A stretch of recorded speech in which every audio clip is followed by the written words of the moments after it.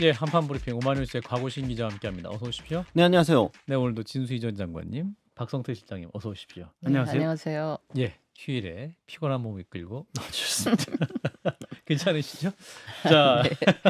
자 일단 오늘 대통령이 국립서울현충원에서 열린 69회 현충일 추념식에 참석을 해서 북한을 향한 강도 높은 메시지를 내놨습니다. 그 장면을 듣고 이어가겠습니다.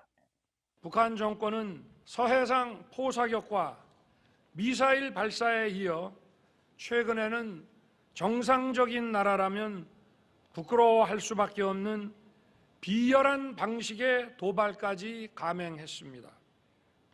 정부는 이러한 북한의 위협을 결코 좌시하지 않을 것입니다.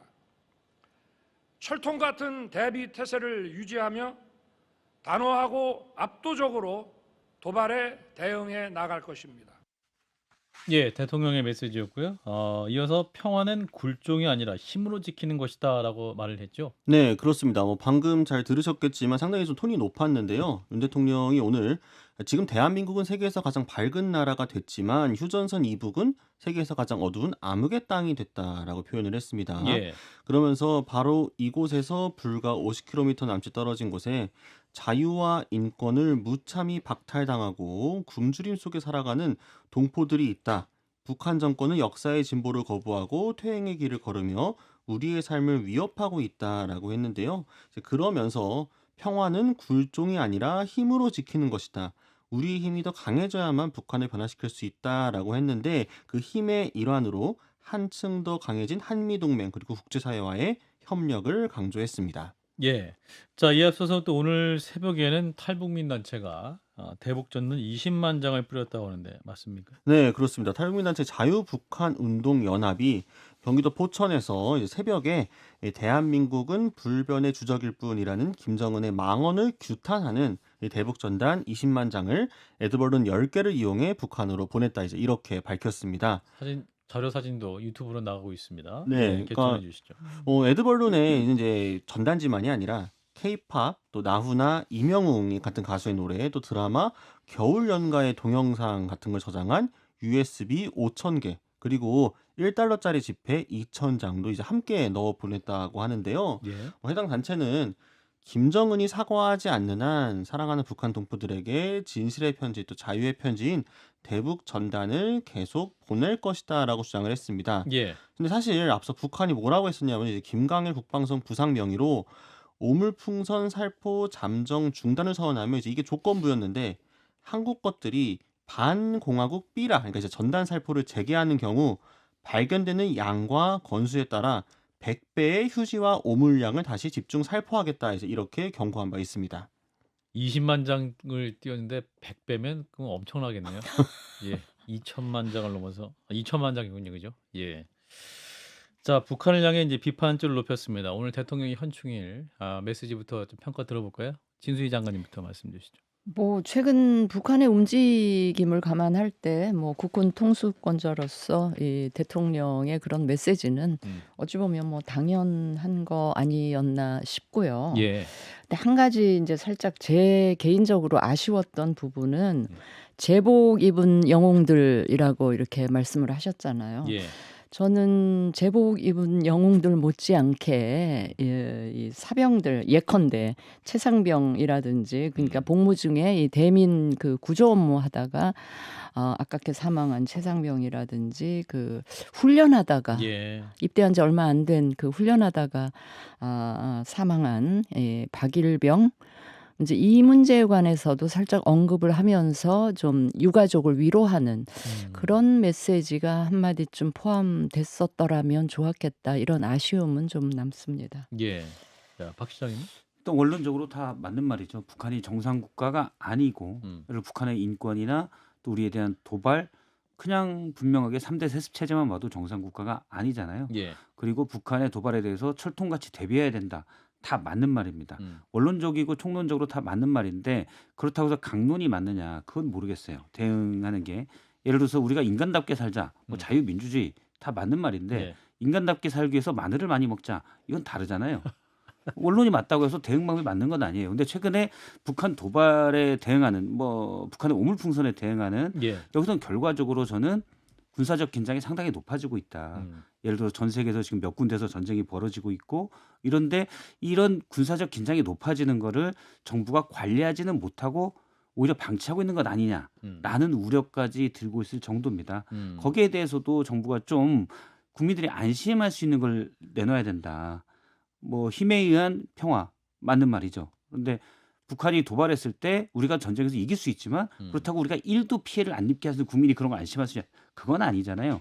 그러면 어쨌든 상황을 관리할 수 있는 그런 게 있어야 되는데 그런 메시지는 안 보이는 게 좀 아쉽습니다. 예.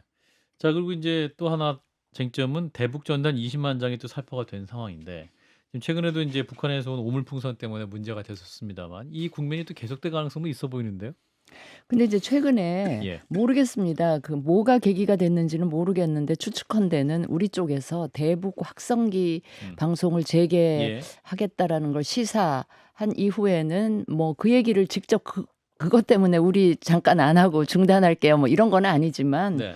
그 오물풍선 보내는 걸 일단은 중단한다라는 그 입장이 있었던 걸로 아는데 거기에다 우리 이제 대북 그 단체들이 대북 그 전단지 살포를 했잖아요. 예.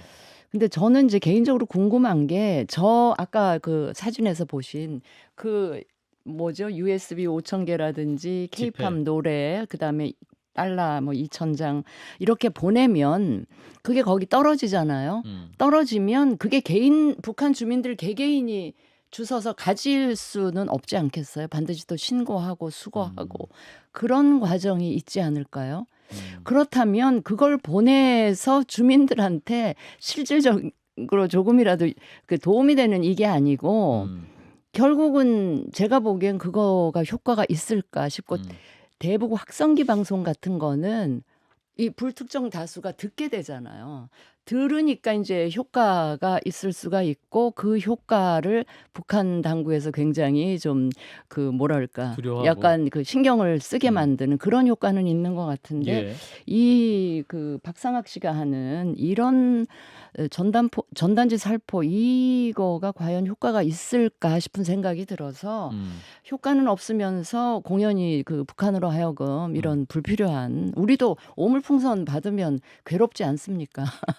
그래서 이거를 계속 하게 두는 게 과연 맞는 건지. 근데 정부에서는 뭐 자제 요청을 할 생각이 없어 보이거든요. 근데 이거는 조금 우리가 생각을 좀 그 달리 하는 게 맞지 않나 싶어요.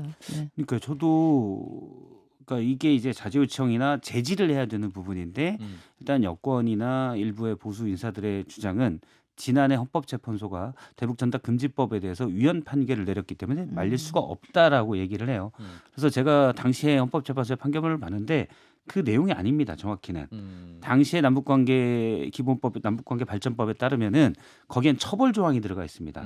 대북 전단을 보내거나 또는 보내려고 한 사람, 미수범에 대해서도 3년 이하 징역 3천만 원 이하의 벌금에 처할 수 있다가 돼 있어요. 헌재가 문제 삼은 건 이 처벌 조항이에요. 이 처벌 조항이 과잉금지 원칙에 위배된다예요. 그러니까 지금 있는 법, 경찰관 직무집행법에도 국민의 신체와 재산에 위해를 끼칠 때는 경찰이 제지할 수 있게 돼 있습니다. 그래서 이 법에 의해서도 대북 전단을 제지해 왔다. 이미 충분한 방어 제지 수단이 있는데 전단을 뿌린 것만으로도 처벌을 하는 거는 과잉금지에 위배된다. 그래서 그 부분에 위헌 판결을 내는 거예요. 그래서 예. 정부는 충분히 경찰들이 제지할 수가 있어요. 당시 이제 이런 형법 조항이 왜 들어갔냐면 이 몇몇 단체들이 어디 숨어서 막 보내면 어디 강원도 산골에서 보내면 못 잡잖아요. 예. 그래서 미리 예방 효과를 두기 위해서 이 처벌 조항이 들어간 건데 헌재가 그 처벌 조항은 위헌이다라고 한 거예요. 그래서 이거는 군사적 긴장이 높아질 수가 있기 때문에 정부가 충분히 막아야 됩니다. 그런데 통일부는 아예 자제 요청할 생각도 없다고 그랬어요.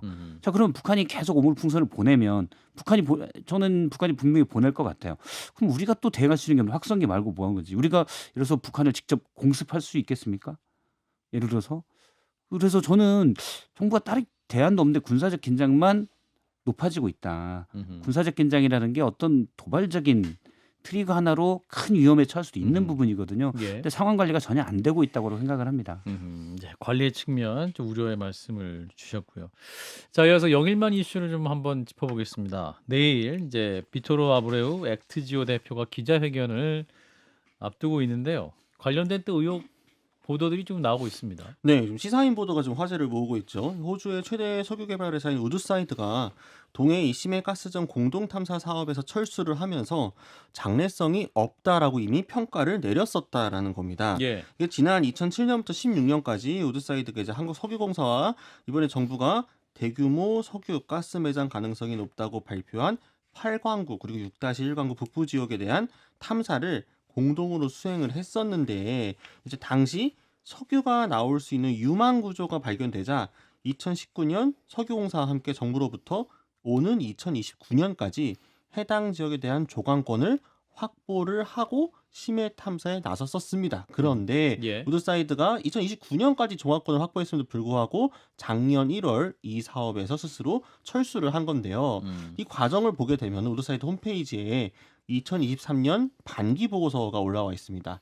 여기에 우드사이드는 탐사 포트폴리오를 최적화하는 과정에서 더 이상 장래성이 없는 광구를 퇴출시켰다라며 그 대상 중에 한 곳에 한국이 언급이 되어 있었던 겁니다. 예. 보고서에는 여기에는 이제 트리니다드 토바고 심해 5광구 철수 결정과 함께 캐나다, 한국, 미얀마 A-6광구에서 공식 철수한 것이 포함된다라고 써 있었습니다.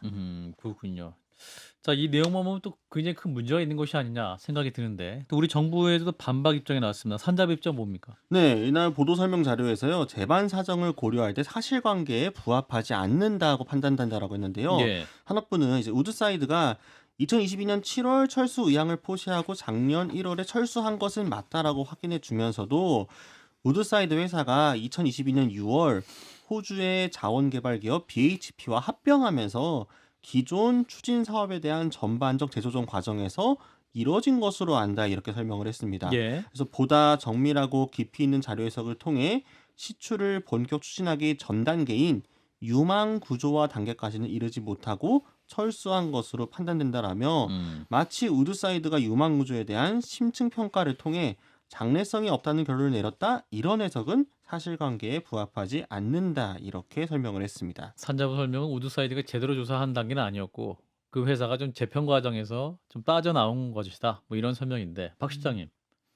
아니 제가 우드사이드 홈페이지에 들어가 봤거든요. 아, 가보셨어요? 이야, 홈페이지에 들어가봤는데 잘하셨어요. 시사인 보도 나온 다음에 바로 어젯밤에 들어봤는데 직원이 4,500명이더라고요. 아, 우드사이드는 네. 예.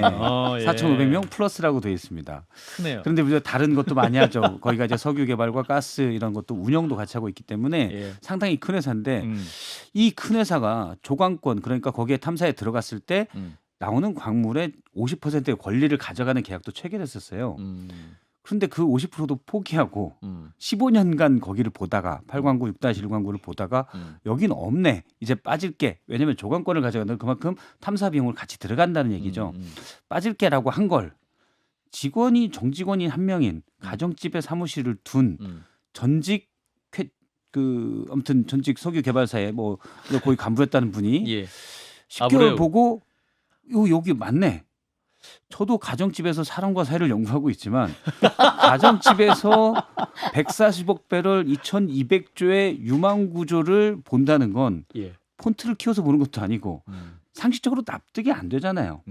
그러면 여기에 대해서 산업부나 석유공사가 제대로 설명을 해야 됩니다. 예. 우리가 이제 고등학교까지 나온 분들이 볼 때는 잘 납득이 안 돼요. 음. 직원이 엄청나게 큰 회사가 어. 이게 기대값으로 따지면 2200조가 묻혀 있는데 20% 확률이면 기대값이 400조거든요. 뭐 400조의 가능성이 있는 거를 장래성이 없어 하고 버려요. 그거를 직원 한 명 있는 회사가 장래성이 엄청 많아. 또 10개월 연구해서 higher. 예, 그리고 가져갑니다. 하고 말했어요 어제. 그거는 우리가 상식적으로는 말이 안 되잖아요. 그런데 제가 쭉 보니까 석유공사 관련 기사를 작년 예. 것부터 쭉 검토를 해서 보니까 석유공사가 작년부터 자원개발, 특히 국내 자원개발에도 상당히 의욕을 보입니다. 그런데 재작년에, 그러니까 재작 22년 말에 15년간 같이 탐사를 해왔던 우드사이드사가 빠지는 거죠. 그러니까 제가 추정컨대 이건 맞지 않습니다. 그냥 제 개인의 상상력이고 근거는 없는데 그러면 유망하다고 한 애를 골라봐 라고 해서 주문형 컨설팅 결과가 아니냐는 아. 강한 의심이 듭니다. 그러니까, 그러면 이걸 예. 해명하려면 산업부는 관련 자료들 다 내야 돼요. 근데 자료를 판단한 근거를 그렇죠. 근데 내라는 요구에 대해서 영업기밀이라고 했는데 그냥 이것도 상식적인 추정에 140억 배럴이 묻혀 있다는 게 가장 큰 기밀일 텐데 그걸 대통령이 발표했는데 그것보다 더 무서운 비밀이 어디 있습니까? 어디를 찍으면 나온다. 그게 가장 큰 비밀이죠. 그런 정도는 뭐 예. 얘기할 수도 있겠는데 어디 파면 나온다. 그건 꼭 어디라고 떠나서 그 과학적 근거, 뭐 예를 예. 자료나 이런 게 어. 있지 않겠습니까? 예. 그리고 우리나라에 이걸 하는 기관이 있어요. 원래 한국지리자원연구원이라고 예. 여기에 탐사, 물리 탐사를 할 수 있는 배도 가지고 있는 데입니다. 음. 보도를 보니까 여기는 교차 검증에 참여하지 않았어요. 여기도 오랫동안 해와서 아 이거 없겠는데 라고 결론을 낸 것 같은데 예. 있겠는데라는 결론을 낼 것 같은데 맡긴 게 아닌가라는 강한 의심이 듭니다.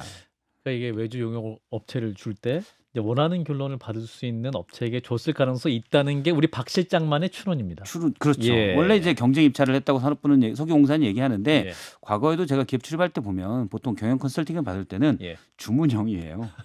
가장 발주자의 뜻에 맞는 컨설팅 경과를 내놓는 데서 주문합니다. 정부가 하는 일에 이렇게 큰 불신을 갖고 계시면 되겠습니까? 자, 우리 진 실장님. 뭐, 진 실장님 아니고 진 장관이 아니, 갑자기 지금 아니, 진 장관이 진실을 원하고 싶어서 진실이 갖고 싶어서 뭐 예. 언론인 출신이시다 보니까 예. 매사를 이제 의심으로부터 이제 출발을 지금 하시는 그게 예. 오랜 몸에 배어 있으신 것 같아요. 팩트 체커. 저는 그 일단 너무 보여지는 것만 갖고 우리가 판단하지는 말았으면 좋겠다는 말씀을 일단 드리고요. 왜냐하면 그 뭐죠? 난 이름도 기억이 안 되네. 액트지오 회사는 뭐 가정집 아니 우리 박 실장님 뭐 가정집의 1인 연구소 예.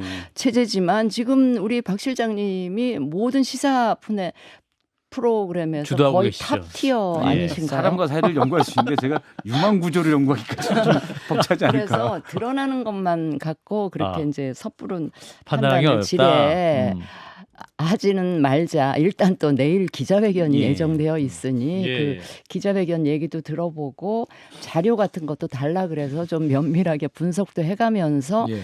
그 좀 판단을 해가는 게 어떻겠느냐 싶은 그 생각이 들고요. 일단 뭐 저는 좀 희망 회로를 며칠이라도 좀 돌려보면 좋겠다라는 생각에서 그 하여튼 내일 기자회견까지는 좀 지켜보자 하는 말씀을 드리고 싶고 이 우드사이드 회사가 뭐 사업에서 철수한 거는 뭐 민간인 회사가 뭐 사업성이 자기네들이 기대했던 수준에 못 미치는 이 뭐라 그럴까 너무 충분하지 않다라는 판단으로 또 철수를 했을 수도 있고 일개 민간 회사가 뭐 판단한 것 같고 우리가 거기에다 너무 큰 의미를 부여하는 거는 좀 성급하지 않나 싶어서 저는 뭐 달리 드릴 말씀은 없고 조금은 기다려보자. 저도 네네. 예, 예. 뭐 진정관님 말씀에 어느 정도는 동의는 하는데 저도 이제 살다 보니까 세상에는 뭐 이런 일이 다 있지라는 게 또 종종 일어나더라고요. 예. 그래서 그런 일이 일어났을 가능성도 저는 늘 배제하지 않고 있는데 그런데 이건 상식적으로 너무 의구심이 드는 부분들이 많아서 여기에 대해서는 정부가 충분히 해명해야 된다. 왜냐하면 대통령이 얘기했잖아요. 그러면 예를 들어서 철관 업체랄지 지금 몇몇 업체들이 다 상한가를 가고 있지만 주식시장의 문제뿐만이 아니라 이 사람들의 어떤 투자 계획에도 영향을 미치는 거예요. 이 정도의 정부의 발표는 그만큼 무거운 거거든요. 여러 사람들의 의사결정에 영향을 미치게 돼요. 그렇죠. 예를 들어서 포항의 땅값에도 영향을 미칠 수가 있습니다. 그런데 그런 부분들을 너무 많은 분들이 볼 때 이건 너무 허무맹랑한데 근거가 너무 희박한데 그러면 정부는 해명할 전 의무가 있다고 봐요. 어제도 말씀드렸지만 이미 지난 2월 23일 중앙일보 기사에 석유공사 출처 자료로 해당 광구에 예상 수익이 11조 원이라고 돼 있는데 그다음에 탐사를 추가한 것도 아니고 그건 액트지오에 이미 분석 자료를 받은 뒤의 결과입니다. 작년에 받은 뒤의 결과. 그렇죠. 작년 말에 받은 뒤의 결과. 그러니까 교차 검증할 때 그때 났던 중앙일보 기사에 이미 예상 수익이 11조라고 돼 있는데 그게 왜 몇 달 만에 대통령 발표에서는 장관이 말하기를 2,000조가 넘게 됐는지. 삼성의 시가총액 5배다. 그렇죠. 예. 그게 교차 검증하다가 부풀려지기는 쉽지 않잖아요. 새로운 팩트가 있으면 부풀려질 수가 있는데 기존 자료를 분석한 걸 가지고 똑같은 자료를 우드사이드는 없다고 봤고 1인 기업에서는 있다고 봤고 그건 뭐 그럴 수도 있다고 봐요. 그런데 뒤에 것도 우드사이드 분석 자료를 본 다음에도 검증 자료에서 석유공사 출처 자료 이건 뭐 기사기 때문에 그 기자가 뭐 약간 착각이나 석유공사의 전달자가 뭐 착각할 가능성도 있긴 있습니다. 그런데 거기서 갑자기 왜 예상 수익이 뭐 200배가 늘어나는지 그리고 탐사 시추공도 이미 24개를 뚫겠다고 석유공사가 발표한 다음입니다. 그래서 이게 어느 순간 갑자기 우리가 몰랐던 걸 발견했어가 아니라 석유공사 입장에서는 이미 지난해부터 다 있던 거예요. 그래서 그런 일 때문에 이런 상식적인 의문이 계속 드는 거고 내일 기자회견에 가셔야겠습니다. 내일 제가 좀 바빠서 예, 곽우신 기자 내일 가십니까? 내일 저는 국회를 지켜야죠. 아 국회 지킵니까? 내일 좀 봐야 되겠습니다. 제가 예. 기자회견. 나하고 나면 또 이제 여당 반응이 있을 것 같으니까요. 그걸 예. 체크를 해야겠죠. 예. 바빠서라는 건 농담이고 제가 들어갈 수 있으면 들어가겠습니다. 아니 저는 예. 개인적으로 우리 석유공사가 좀 설레발을 치는 게 아니었으면 좋겠다라는 그런 생각을 갖고 있고요. 이게 아마 이거 발표하면 분명히 이런 반응이 있을 거라는 거를 예상을 했긴 한 것 같아요. 그러니까 그 저기 액트지오 그 대표라는 분이 그 불과 빚도 들어오고 대통령 발표 이틀 만에 여기 국내에 오신 거 아닙니까? 그러니까 한번 지켜보시죠. 자 곽우신 기자도 네. 한 말씀 해주세요. 이 액트지오 아니, 내일 그래서 기자회견 사실은 앞두고. 뭐 무조건 우드사이드가 큰 회사니까 여기가 하는 판단은 다 맞고 액트지온 작은 회사니까 무조건 여기 하는 판단 틀릴 것이다. 이렇게 이분법적으로 나눌 필요는 없다. 예. 너무 이제 그런 프레임으로 가는 건 저도 반대를 합니다만, 근데 이 산자부나 석유공사에서 나오는 해명이 이 기자들이나 국민들이 기대하는 해명과 좀 다른 것 같아요. 포인트가. 예. 중요한 거는 그러니까 아니 우드사이드가 정말 합병 과정에서 전반적 제조정 과정 때문이었다고 한다면 당연히 좀 뭔가 꿀 같고 이득이 많이 나올 것 같은 사업들을 살려두고 아닌 사업들을 정리하는 게 순서 아닌가요? 근데 합병 때문에 사업 조정 과정에서 빠진 거니까 이게 사실관계가 맞지 않아서 저는 이것도 뭐 정확한 해명은 아닌 거라 생각이 들고 그래서 실질적으로 산자부와 석유공사가 어떤 판단으로 이게 진짜 대통령의 이번 발표가 뒷받침할 만한 건지를 상세히 이야기해줘야 되는데 그 부분이 아쉽고 오죽하면 이거 대통령께서 발표하신 날 국민의힘 논평이 없었습니다. 아 국민의힘이 네, 국민의힘 논평이 다음 날 나왔어요. 그날 사실 아하. 저 기다렸거든요. 이거 대통령이 오전에 이렇게 전면 나서서 했으면 아하. 여당이 바로 보통 지원 사격 나가고 아하. 논평 나와주고 아. 바로 이제 아침에 이 메시지 나가고 이게 사실 통상적인 거잖아요. 예. 이 스텝이 늦었다. 뭐냐면은 여당도 지금 지원 사격을 하려고 해도 이게 뭐지? 갑자기 이 기자회견은 뭐지? 야는 그런 기류가 느껴진다. 보면은 참 이런 것도 도둑질도 손발이 맞아야 하는 건데 자, 아쉽다는 생각이 알겠습니다. 듭니다. 하나만 더 하고 저도 마무리하겠습니다. 여당 관계자한테 들은 얘기인데 예. 당시 좀 당황스러웠다라는 얘기를 들었습니다. 여당 관계자가. 예. 아. 저랑 비슷하겠죠. 예. 자 일단 4월 총선 직후 사의를 표명했던 한덕수 국무총리 일단 유임하는 방향인 것 같고 한동안 더 총리직을 수행한다고 하죠. 네, 일단 좀 유임 쪽으로 가닥이 잡힌 예. 걸로 보입니다. 적절한 후임자를 아직 찾지 못해가지고 아무래도 야당이 지금 다수를 점하고 있는 국회 인사청문회를 수월하게 통과하는 인사를 아직 찾지 못했다. 이제 이런 보도가 많이 나오고 있는데요. 대신에 6개 부처 장관을 교체할 것이다. 이제 이게 채널A 보도였습니다. 예. 장관부터 우선 먼저 바꾸고 그다음 총리 교체로 가겠다고 하는 건데 지금 교체 대상으로 언급되고 있는 게 이상민 행안부 장관, 이종호 과기부 장관, 한화진 환경부 장관, 이정식 고용노동부 장관에 여기에 조규홍 보건복지부 장관과 이주호 교육부 장관도 언급이 되고 있습니다. 예. 청문회 시기가 도래할 것 같네요. 자 이런 가운데 이제 이용전 의원이 문체부 2차관에 임명되는 방안이 검토되고 있다. 문화체육관광부 2차관. 그 자리는 지금 장미란 차관이 일을 하고 있는데. 네, 그러니까 이용전 의원은 워낙 뭐 친윤계로서 정평에 나 있는 분이고 이번에 이제 전 의원이 되면서 어떻게든 용산에서 끌었을 거라는 이야기가 사실 많긴 했는데요. 예. 근데 이제 그 이전 의원이 지금 대통령실 정무수석실 산하 비서관 물망에도 올랐었다가 이번에 문체부 2차관 자리에 오르면서 이거 자리를 마련해 주려고 지금 장미란 차관을 밀어내는 거 아니냐 뭐 이런 의혹도 있는 상황이긴 했는데 예. 또 일부 보도를 보면 장미란 차관이 먼저 사의를 표명했다 뭐 좀 이런 이야기도 나오고 있는 상황입니다. 예. 자 대통령의 이제 장관 인사, 차관 인사까지 짧게 한 말씀씩 하실까요? 진 장관님. 저는 총선 직후에 뭐 총리 바꾸고 내각도 상당 부분 바꾸고 이제 그 대통령실도 개편 뭐 이야기가 나왔다가 지금 벌써 2달이 넘어가고 있는데 저는 그럼에도 불구하고 일단 총리 먼저 바꾸고 그 새로운 총리의 이 의견을 들어서 지금 얘기하는 또 상당히 여러 개의 부처인데요. 장관을 바꾸는 게 맞는 순서 아닌가 싶어서 조금 시간이 걸리더라도 그런 순서로 바꾸는 게 맞지 않나 싶은데 아마도 뭐 총리 그 국회 인준 때문에 엄청 부담스럽고 신경이 쓰이는 것 같으신가 봐요. 그러니까 장관이야 뭐 또 청문회 통과 안 돼도 임명하면 되는데 이제 총리는 그런 문제가 있기 때문에 아마 그러신 거 아닌가 싶은데 저는 순서는 좀 그럼에도 불구하고 바꾸는 게 좋다고 보고요. 그 이용 전 의원 문체부 2차관 이것도 저는 최근에 그 왜 대통령실 인사 뭐 정호성 그 옛 비서관 또 임명한다든지 또 총선에서 낙선한 사람 대거 여러 명 들여온다든지 그거 연장선상에 있는 인사 같은데 뭐 인사를 자꾸 이런 식으로 만약 이건 아직 결정이 된 건 아니지만 그렇게 하신다면 왜 자꾸 이런 인사를 하는지 그렇게 크게 제가 동의를 못하겠는 인사를 하시는 것 같아서 좀 안타깝죠.